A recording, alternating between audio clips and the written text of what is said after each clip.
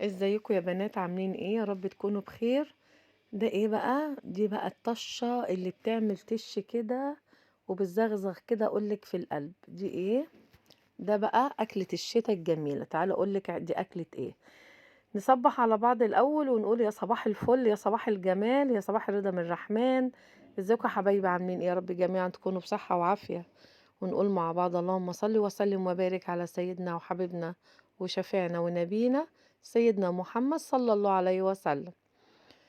يا رب كل واحد ليه أمنية بإذن الله تتحقق له إن شاء الله، تكون بداية سنة جديدة. بس خلي بالكم، السنة مش هتغيركم، لازم انتوا اللي تتغيروا. مفيش سنة بتغير حد، لازم انتوا اللي تكون عندكم القرار ان انتوا تتغيروا للأحسن. وبلاش بقى نعلق يعني الحجج بتاعتنا على الشماعات. اصلي مش عارفه اعمل ازاي، اصلي مش عارفه ابدا منين، اصلي الناس هتقول ايه، اصلي مش عارفه. كل واحد ليه امنيه يحققها، وغمضي عينيكي وملكيش دعوه بحد. صدقيني انا والله العظيم ما هتندمي. كل اللي نفسك فيه اعملي، طالما بتعملي شيء ما يغضبش ربنا عز وجل. اعملي مشروع ماشي، تكملي التعليم ماشي، نفسك تعملي اي حاجة اعمليها. مهما كان سنك، مفيش حاجة اسمها سن. السن ده ما هو الا رقم، زي رقم الموبايل، زي رقم عربية، زي اي رقم. ده رقم بيتحط كده على جنب. هنا بقى كوباية الشاي المظبوطة مع الايه، مع باكو بسكويت. وزي ما قلتلك ده الفيديو اللي احنا عملنا فيه كذا حاجة. عملنا فيه العدس، وعملنا فيه تفريز الكرنب، وكمان عملنا فيه صينية كنافة جميلة جدا. عملتها فوق البوتاجاز مش جوه الفرن.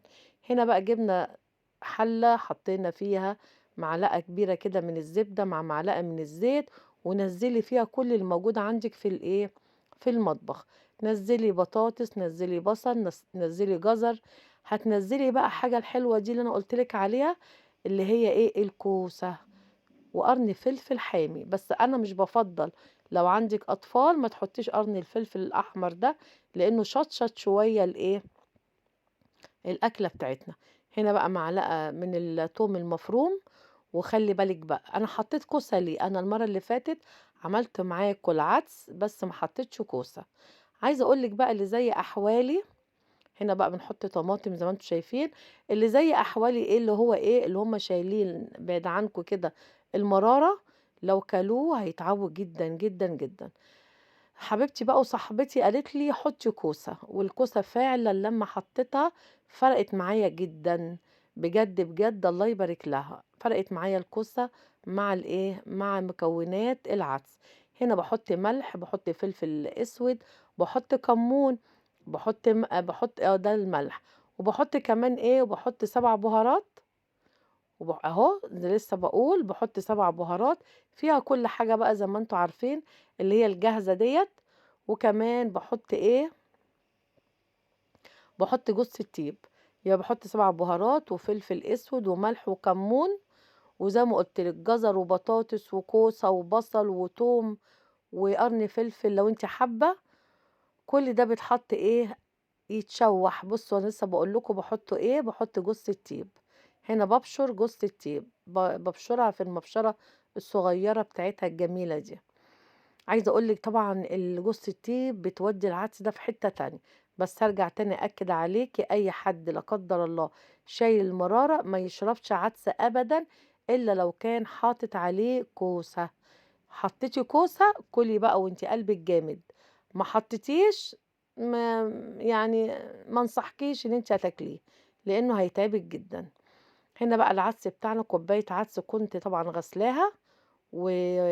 وطبعا مصفياها، ونزلتها بقى بعد ما شوحت كل المكونات يا بنات اللي انتوا شايفينها دي. وطبعا انا حطيت طبعا طماطم، لو انتوا كنتوا طبعا زي ما قلت لكم طماطم وبصل وجزر وبطاطس وكوسه وقرن فلفل. يعني تقريبا كل اللي موجود عندك في التلاجة حطيه. والثوم طبعا ده اساسي. هشوحه بقى التشويحه حلوه، وبعد كده بقى انزل عليه ميه مغليه. تمام. تغلي بقى مع نفسها كده معاه، وسيبيه بقى يغلي في بعضه لحد لما يستوي خالص، وغطي بقى عليه وايه، وسيبيه. بصوا هنا بقى كان خلاص استوى معايا.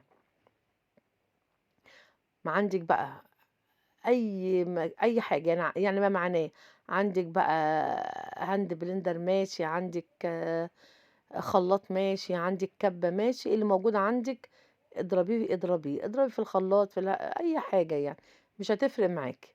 وهنا بقى بعد ما ضربناه خلاص جبنا بقى الحله، حطينا فيها برضو زي ما اتفقنا معلقه من الزبده مع معلقه من الزيت، وبصلايه كده زي ما انتم شايفين بقطعها قطع صغيره. تمام. وهعمل ايه بقى؟ هقولك دلوقتي انا هعمل ايه. هشوح بقى البصلايه ديت. خلاص احنا خلاص ضربنا العدس بتاعنا بالمكونات بتاعته، ركناه على جنب. جبنا بقى حله تانية وعملنا ايه، معلقه الزبده مع معلقه الزيت، وقطعنا فيها البصلايه ومعاها بقى لحد لما تتشوح خالص. هشوحها هديها بقى اللون الاصفر البسيط. بس انا مش عايزاكي تعملي الحركه دي الا لو انت فعلا متمكنه ان انت تقدري ايه تحمري البصله مع الشعريه.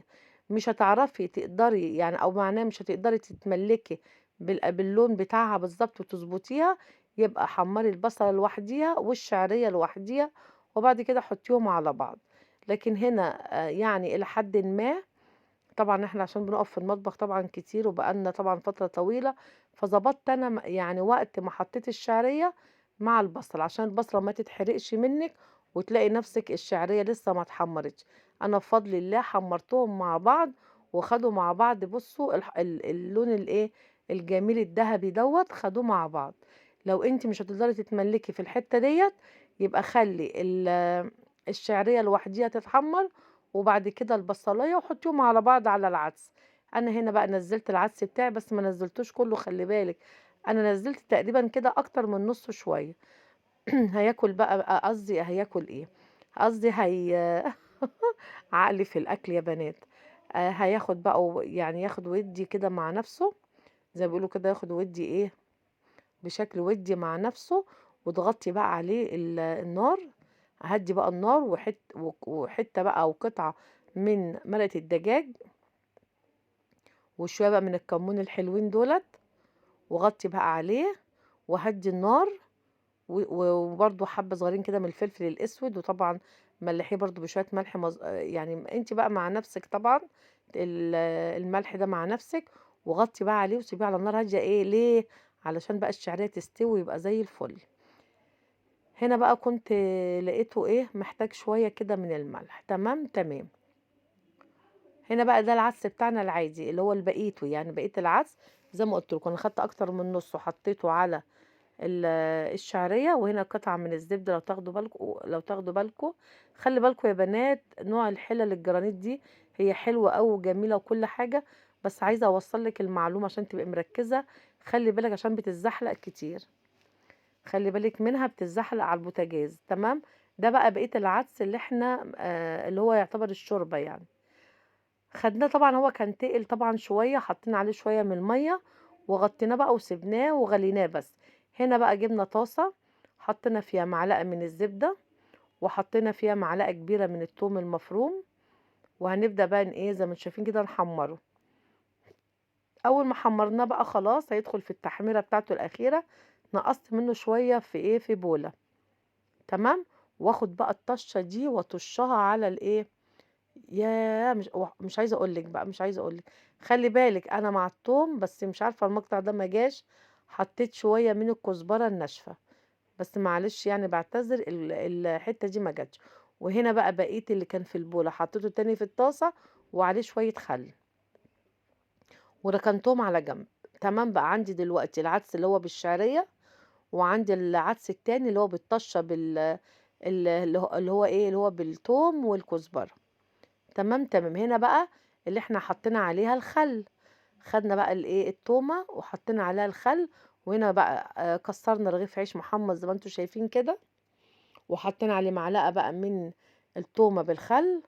ونبدا بقى ايه نجيب بقى العدس انهي بقى. بصوا عايزه اقول لكم كده حاجه في منتهى الجمال، حاجه كده تفتح النفس بقى. بصوا بقى بالايه بالكبشه كده بقى والجو ساقعه، يا سلام يا سلام على فتة العدس الحلوه دي.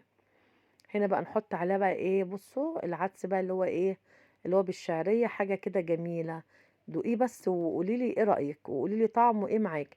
هنا بقى معلقة برضو اللي هي بتاعت التوم بالخل فوق الوش كده، حاجة كده بصوا يعني بجد. يعني البولة دي كانت حلوة قوي وجميلة قوي، بس ايه التصوير برضو ما كانش قد كده فيها يعني، ظالمها بصراحة.